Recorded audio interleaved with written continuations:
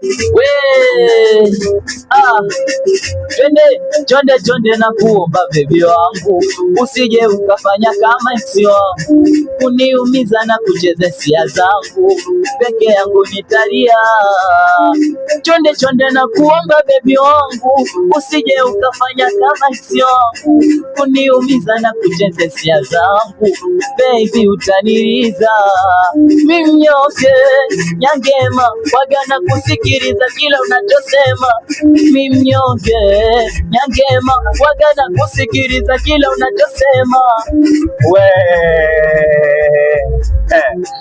Oya we, mdau wa Kipaji TV, unakisikia kipaji kutoka Uswahilini, kipaji kutoka mtaani.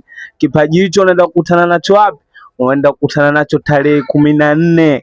Wapi? Katika show ya mwanetu mmoja anaitwa BM, ambao ni siku ya Valentine Day. Unamvuta mchumba wako, unamvuta mmeo, mnasogea kiwanja kile kwa ajili ya kupata burudani hii. Bwana vipi? Fresh man. Okay, unaenda kama nani? Mimi naenda kama Muntazi Brand.